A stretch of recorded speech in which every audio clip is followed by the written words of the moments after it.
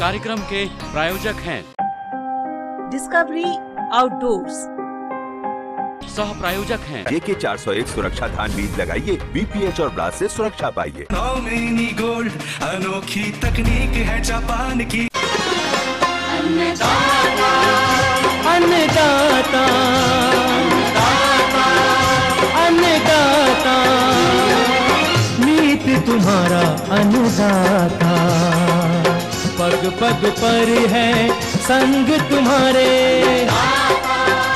अन्नदाता।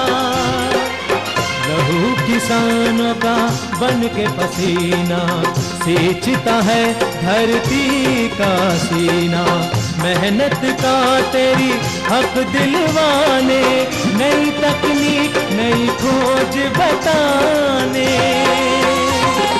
पशुधन को गुणवान बनाना, पौध सुरक्षा को सिखलाना, खेती के सब गुर समझाने, भारत का सरताज बनाने, आठों पहर है संग तुम्हारे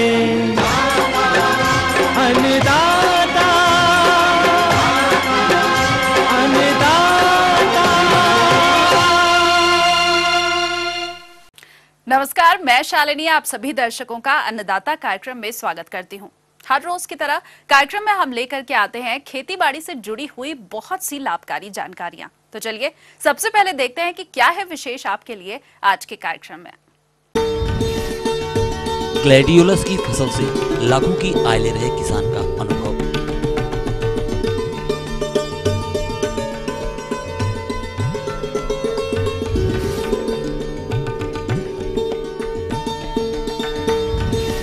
मछली तालाब के वैज्ञानिक प्रबंधन पर जानकारी।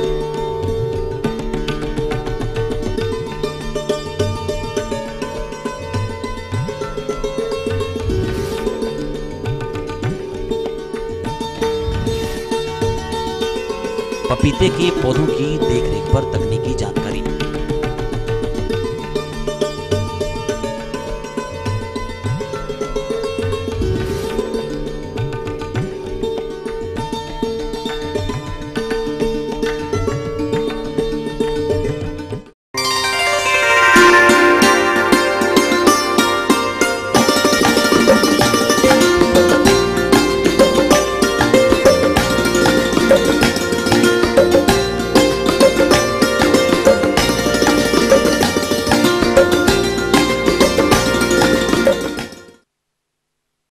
वर्षों पहले किसान परंपरागत खेती करके अपना परिवार चलाते थे, लेकिन समय के साथ साथ उसमें परिवर्तन हुआ एवं शहरों के नजदीक के किसान फूलों और सब्जी की तरफ आगे बढ़े और उन्हें अच्छा बाजार मिला, उनका जीवन स्तर सुधरा।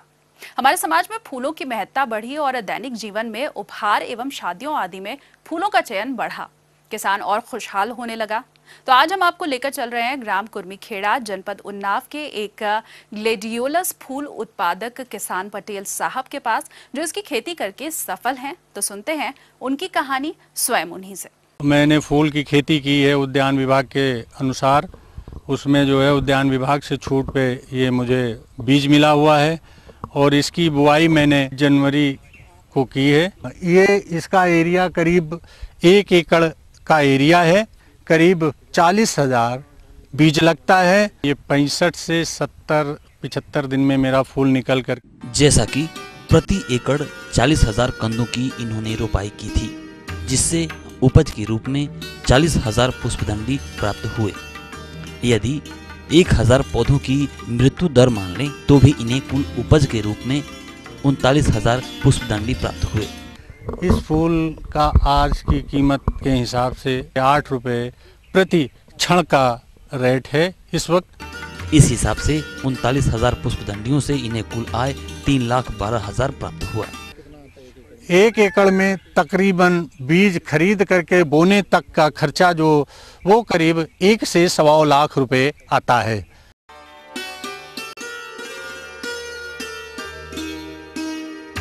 करीब 2 लाख रुपए एकड़ का इसमें हमें शुद्ध लाभ होता है। 2 लाख उधर फूल में मिल जाता है। ये पौधा लगाते हैं तो इसमें जो कंद हम लगाते हैं वो कंद हमको मिल जाती है। उसके साथ हमें इसके साथ जो 10 से 15 छोटे छोटे दाने मिल जाते हैं, उन छोटे छोटे दानों का एक मुझे बहुत बड़ा लाभांश मिलता है।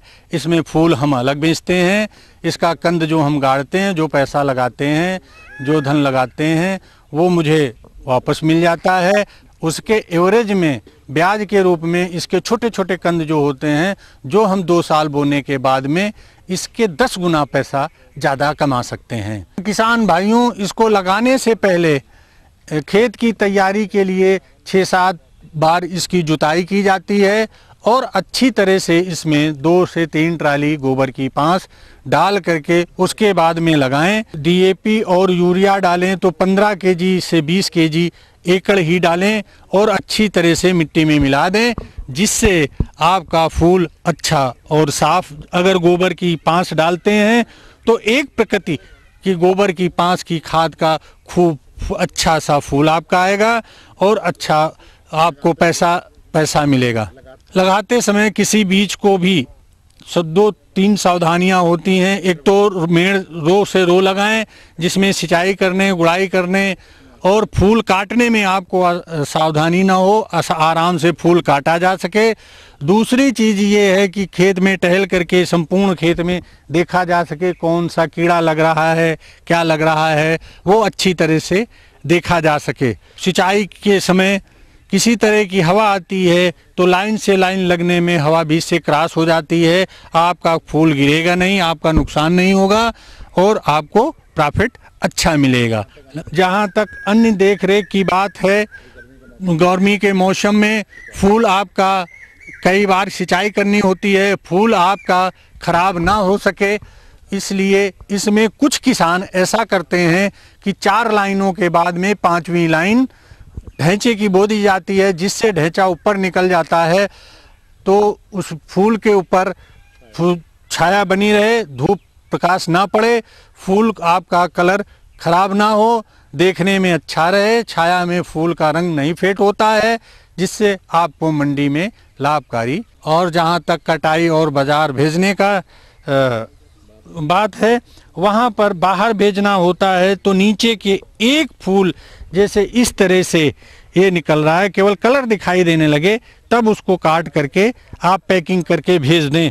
अगर इसको छोटी बहुत दूर विदेश भेजना है तो एक हल्का सा मुस्कान इस तरह का मुस्की आए तो इसको काट करके करीब फूल के नीचे से करीब 8 से 10 इंची नीचे से काटें और काटने के बाद में उसको एक दिन जो है 20% का घोल बना लें शक्कर का। एक दिन उसको उस डंडी को उसमें रख दें, जिससे वो डंडी आपको भेजने के लिए विदेश में खराब नहीं होगी और डंडी जो उसका 20% शक्कर का घोल खींच लेती है, फिर डंडी के फूल का आपका जो है बढ़वार, फूल के खिलने का, फूल का साइज थोड़ा सा इधर उधर गड़बड़ नहीं होगा। जो आपके खेत में लग करके जिस साइज का जितना बड़ा फूल खिलता है उतना ही दुकान पे दुकानदार जो खरीद के ले जाएगा वही साइज, सारी चीज़ें ठीक मिलेंगी। जहाँ तक पैकिंग की बात है तो उस पैकिंग करने के बाद में उसको बाहर भेजा जा सकता है। वो जो घोल से पिलाया हुआ पैकिंग के लिए किसान भाइयों, आप 25 से 12 डंडी, 25 और 12 और 50 डंडियों की पैकिंग होती है, पेपर में लपेट करके उसकी पैकिंग कर दें और एक उसमें 600 फूल का एक पार्सल बनता है। उस पार्सल को आप किसी भी जिस एरोप्लेन, ट्रेन जिसके द्वारा भेजना है उसको भेज करके आप अच्छा से अच्छा लाभ कमा सकते हैं।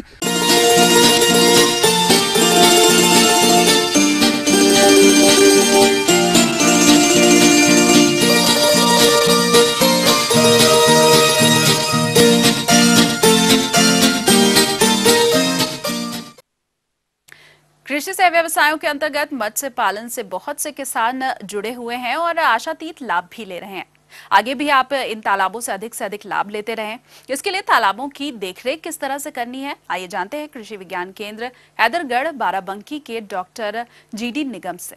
इसके प्रबंधन के बारे में, कैसे तालाब को हम आगे के लिए तैयार करें हम, जिससे मछली पालन का काम शुरू किया जा सके, उसके बारे में बताना चाहते हैं। किसान भाइयों, तालाब दो प्रकार के होते हैं। एक तालाब जो पानी जिसमें सूख जाता है और दूसरे प्रकार के तालाब इस समय जिसमें पानी रुका हुआ है। तो ऐसे तालाबों के प्रबंधन के लिए हम ये करेंगे कि पहले इसको तालाब को ये देखें कि इसमें कोई खरपतवार ना हो या इसमें और जो छोटे जो शिकारी मछलियाँ ना हो। तो इसके बाद जो है हम ऐसा करते हैं कि इसमें चूना डाल देते हैं। उसमें चूना की मात्रा जो है 2.5 से 3 क्विंटल प्रति हेक्टेयर प्रति वर्ष। थोड़ा थोड़ा गाढ़ा घोल जो है पूरे तालाब में हम डालेंगे और इसमें भैंस को हिला देंगे या जाल से पूरे तालाब में जैसे मिल जाए और इसमें अम्लीयता ख़त्म हो जाती है। मछली को ये कैल्शियम का जो तत्व है वो पानी के सहारे मिल जाता है और इस प्रकार से हम जो है मछली पालन के लिए इस तालाब के पानी को शुद्ध कर लेते हैं। दूसरा, इसको 10 दिन के बाद चूना डालने के इसमें कच्चा गोबर जो है 1 से 2 टन प्रति हेक्टेयर के दर से इसमें हम घोल बना करके पूरे तालाब में छिड़काव कर देते हैं। इसके 15 दिन बाद हम जो है urea 25 kilogram, single super phosphate 25 kilogram और 4 किलोग्राम हम म्यूरेट ऑफ पोटाश लेते हैं। तीनों को इसी तालाब के पानी में घोल करके पूरे तालाब में छिड़काव कर देते हैं, जिससे इनको प्लवक जो है प्राकृतिक भोजन जो मछलियों का वनस्पति प्लवक और जंत प्लवक तैयार होते हैं जिन्हें मछलियाँ खाती हैं, वो तैयार हो जाता है। और तब हम मछली डालने की बात करते हैं। और इस मछली डालने में हम ये ध्यान रखें कि हम रोहू, भाकुर, नैन जो देसी प्रजाति की जो बढ़ने वाली मछलियाँ हमारी हैं और विदेशी प्रजाति की जो मछलियाँ सिल्वर कार्प, ग्रास कार्प और कॉमन कार्प, इसको हम जो है 6 से 10 हज़ार प्रति हेक्टेयर के हिसाब से 2 से 2.5 इंच की मछलियों को हम डालते हैं। और इसके अलावा जो है हम इनको चावल का कन और खली भी देते हैं।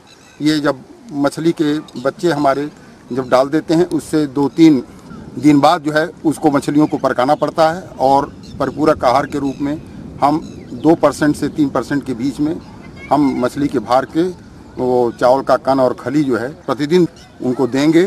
यदि गोले के रूप में खिलाना है तो गोले के रूप में खिलाएं, लेकिन समय का निर्धारण रखें कि सुबह जो है 10 बजे के पहले और शाम को दिन डूबते डूबते ये खिलाएं। इस प्रकार हम 50 से 60 क्विंटल प्रति हेक्टेयर प्रति वर्ष जो है 1 हेक्टेयर के तालाब से हम फायदा कमा सकते हैं।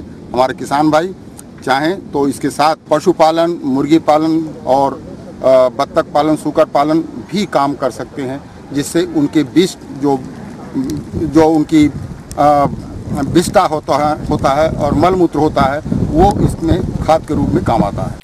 तो ये थी कुछ उपयोगी जानकारियां। अब लेते हैं एक छोटा सा ब्रेक, जल्द लौटेंगे और कार्यक्रम में आगे हैं बहुत सी महत्वपूर्ण जानकारियां, तो आप बने रहिए हमारे साथ।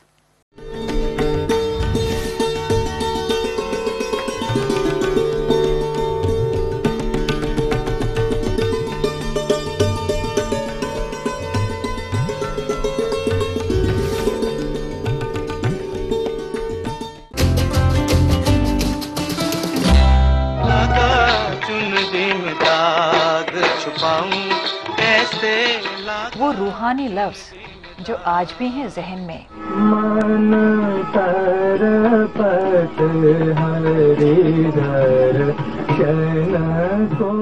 वो खुदाई मौसीकी जो ले आए जन्नत जमी पर। जो भी हो तुम खुदा की कसम लाजवाब हो। वो दिलकश अंदाज जो लौटा लाए गुजरा जमाना। प्यार किया तो डरना क्या, जब प्यार किया तो डरना क्या। देखिए भूले बिसरे गीत।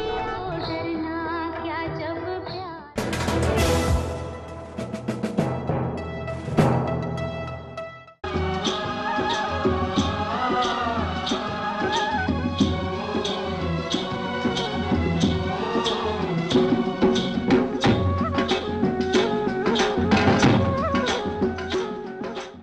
ब्रेक के बाद एक बार फिर से आप सभी दर्शकों का अन्नदाता कार्यक्रम में स्वागत है और बढ़ते हैं अपनी अगली प्रस्तुति की ओर।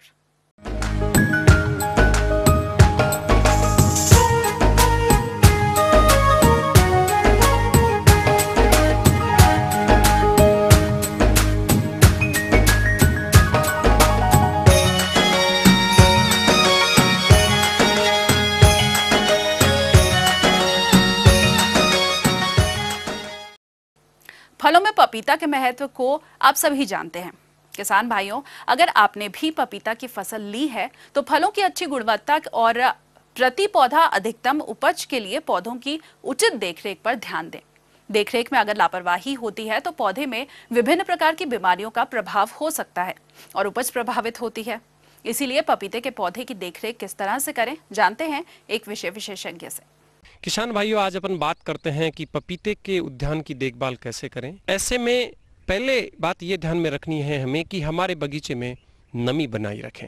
एक दूसरी बात और ध्यान रखिए कि इस समय जैसे जैसे गर्मी बढ़ती है तो पौधे के तने के पास में जब मिट्टी गर्म हो जाती है तो वहाँ के उत्तक जो है, वहाँ के जो टिश्यू हैं वो जल जाते हैं। ऐसी सिचुएशन में आप पौधे के तने के पास वाली जो मिट्टी है उसको भी थोड़ा गीला करके रखें, या फिर आप एक काम ये करें कि पौधे के तने के पास में वाली जो मिट्टी है उसको थोड़ी घास डाल करके ढक दें ताकि वो छाया बनी रहेगी और वहाँ का टेम्परेचर ज़्यादा नहीं जाएगा।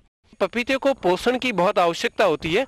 इसमें आप एक बार देखिए कि ये जो पपीता है इसकी जड़ें जो है केवल यहीं पे है। इस कारण से इसको खाद और जो डीएपी, यूरिया या जो कुछ भी मात्रा आपको देनी है वो इसके बिल्कुल पास वाले एरिया में यहाँ पे देनी है।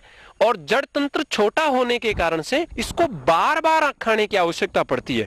ऐसा नहीं कि आप एक बार 6 महीने में दे रहे हैं। इसमें तो यह है कि जैसे ही आपने एक बार तोड़ाई ली है, आप 10 से 15 किलोग्राम गोबर की खाद और उसमें एनपीके का मिक्स मिलाएं और साथ में ही माइक्रो न्यूट्रिएंट्स का विशेष रूप से इसमें ध्यान रखें। लगभग एक पौधे में जीवन काल में लगभग 100 ग्राम तक माइक्रो न्यूट्रिएंट्स की आवश्यकता होती है। शुरू में हम नाइट्रोजन की मात्रा कम दें और जैसे ही 6 महीने के बाद में फ्लोरिंग शुरू हो जाए, फ्रूट सेट हो जाए, उसके बाद में हम हर महीने 3-4 किलोग्राम गोबर की खाद और 100 ग्राम डीएपी एक पौधे के अंदर दें। इसके साथ साथ में कुछ बीमारियां इसके अंदर लगती है। पहली जो बीमारी है महत्वपूर्ण, वो है किसान भाइयों, लगाते ही इसमें तना गलन की बीमारी लग जाती है। मतलब जमीन के बिल्कुल पास से तना सड़ जाता है और 2-4 दिन में पौधा है बिल्कुल गिर जाता है और इस बीमारी से इस फसल में 100% तक नुकसान हो जाता है। तो इसके लिए ध्यान रखने की बात यह है कि पौधा एक तो थोड़ा सा ऊंचाई पे लगाएं, पौधे के अंदर बिना सड़ी गली खाद नहीं दें और साथ साथ में एक बात और ध्यान रखें कि जैसे ही आपने पौधारोपण किया है तो उसमें थोड़ी बहुत इंजरी आती है। इससे बचने के लिए जो भी फफूंदनाशी दवाई है जिसमें कार्बेंडाजिम हो, उसकी 1 लीटर पानी में 3 ग्राम मात्रा घोल करके प्रारंभिक अवस्था में ही पिला दें। इसके साथ साथ में दूसरी एक और इसमें समस्या आती है, वो आती है वायरस की। इसमें पत्तियां मुड़ जाती है, पौधा पीला पड़ जाता है, फलों के आकार छोटे हो जाते हैं। इसमें आप एक ध्यान में रखिए कि एक तो प्रारंभिक अवस्था में पौधे आपके स्वस्थ होने चाहिए। फिर दूसरी चीज ये है कि ये आसपास में जहां पे भी सफेद मक्खी का प्रकोप ज्यादा होता है, जैसे बाढ़ पे आपका ये ऑस्ट्रेलियन बबूल लगा हुआ है तो वहां पे सफेद मक्खी ज्यादा होगी और वो सफेद मक्खी आपके बगीचे में आती है तो वो रस चूसती है और साथ साथ में वायरस को फैलाती है। तो इसके बचने का पहला उपाय यह है कि बाढ़ जो है आपकी ये जूली फ्लोरा से मुक्त होनी चाहिए। उसके बाद में पपीते को खेत में लाओ तो उसे वायरस नहीं फैलेगा। दूसरी चीज यह है कि जैसे आपको व्हाइट फ्लाई दिखाई दे, आप तुरंत इमिडाक्लोरोप्रिड 5 ml प्रति 15 लीटर टंकी में इसका स्प्रे करें और स्प्रे को आप 7 दिन के अंतर पे 2-3 बार दोहराएं। अगर पौधों में वायरस का प्रकोप हो गया है, उस पौधे को तुरंत खेत से निकाल करके उसको गड्ढे में गाड़ दें। नहीं तो क्या होता है कि उससे मक्खी उड़ करके दूसरे पौधे पे बैठती है तो उसमें फिर वायरस की समस्या आ जाती है।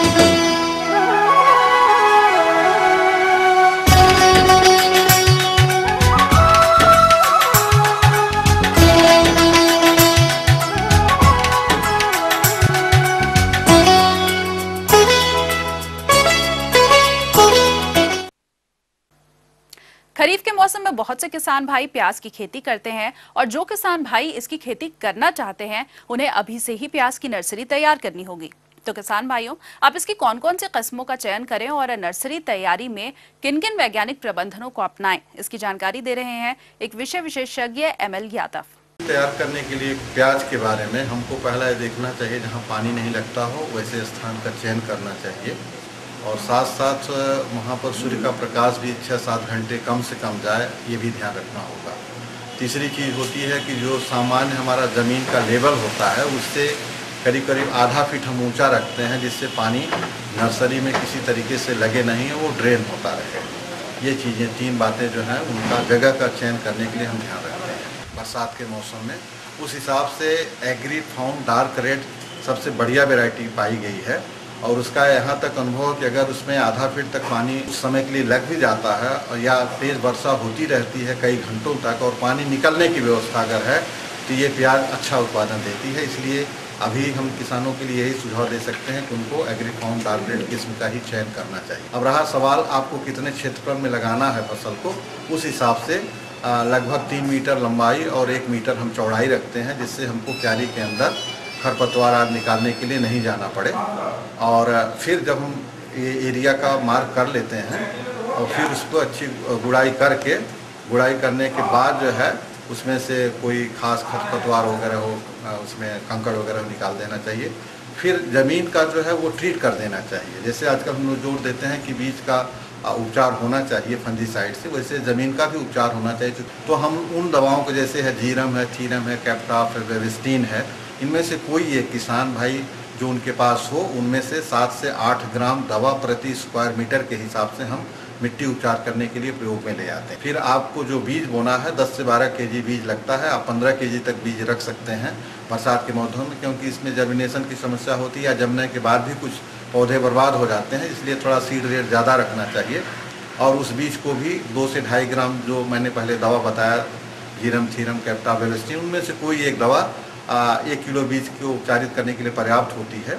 उसको उपचारित करके और फिर पूर्व पश्चिम की दिशा में उसमें एक अंगूठे के मोटाई के बराबर लकड़ी ले करके उसमें मार्क बनाना चाहिए और 2 लाइन के बीच में लगभग 10 सेंटीमीटर जगह रखें।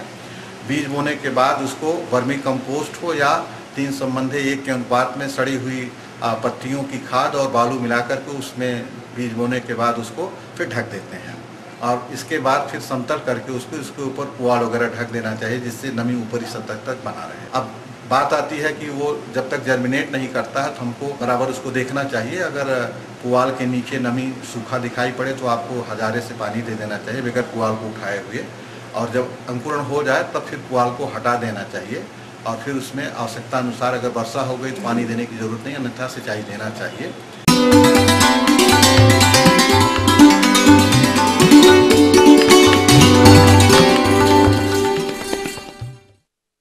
अन्नदाता हेल्पलाइन निशुल्क फोन संपर्क सेवा के माध्यम से आपके द्वारा पूछे गए प्रश्नों में से 1 या फिर 2 महत्वपूर्ण प्रश्नों को हम अपने कार्यक्रम में शामिल करते हैं और इसी के तहत आज का चयनित प्रश्न और उसका जवाब इस प्रकार है।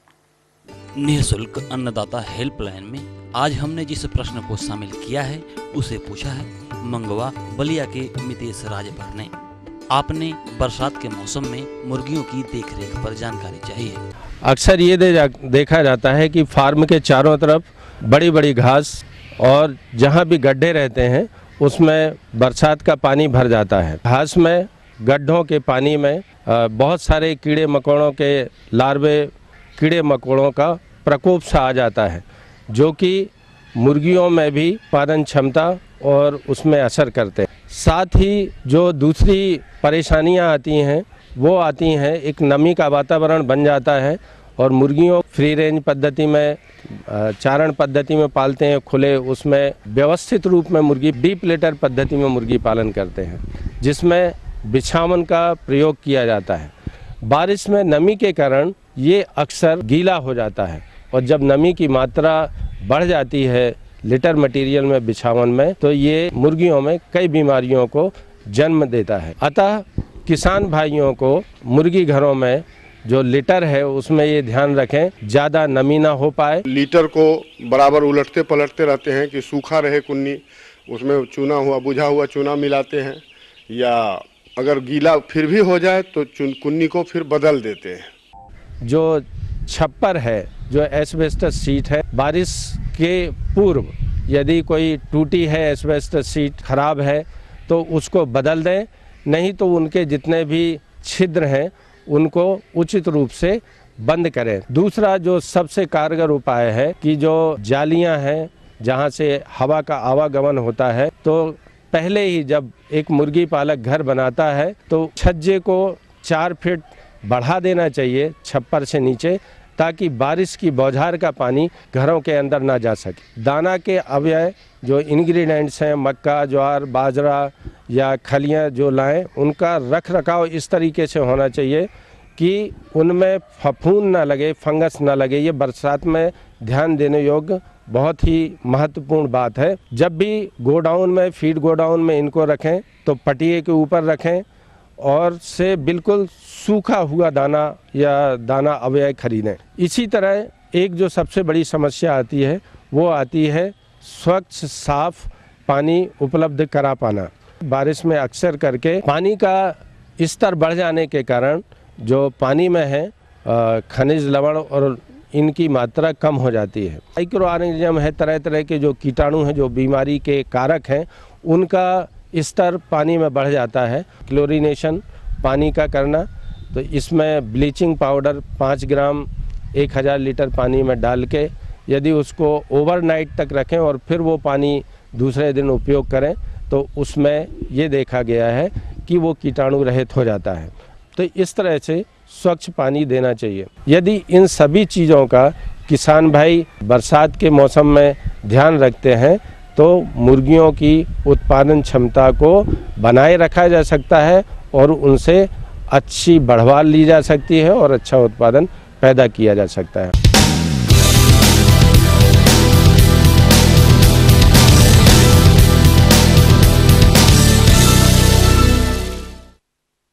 राज्य की विभिन्न मंडियों में कृषि उत्पादों के चढ़ते और उतरते बाजार भाव की संक्षिप्त जानकारी इस प्रकार है।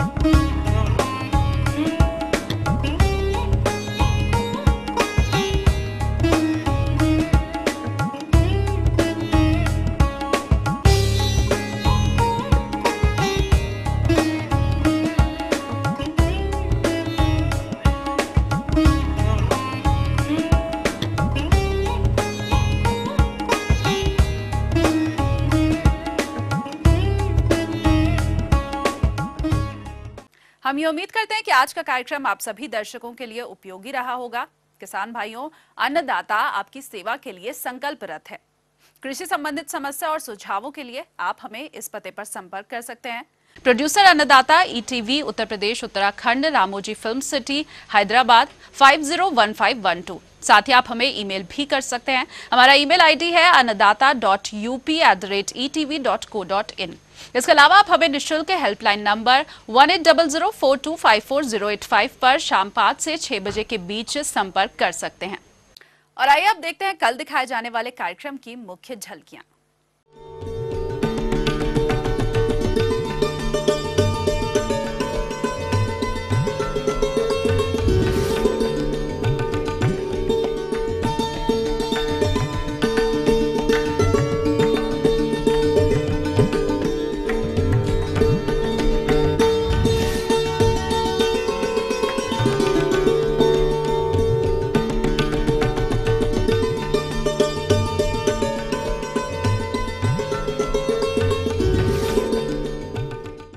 फिलहाल अन्नदाता की पूरी टीम को दीजिए इजाजत। कल फिर से इसी समय आपसे मुलाकात होगी कृषि संबंधित कुछ और रोचक जानकारियों के साथ। नमस्कार।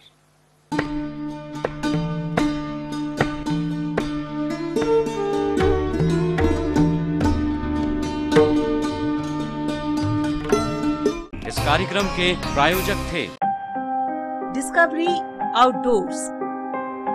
सह प्रायोजक हैं JK 401 सुरक्षा धान बीज लगाइए, BPH और ब्लास्ट से सुरक्षा पाइए। गोल्ड अनोखी तकनीक है जापान की।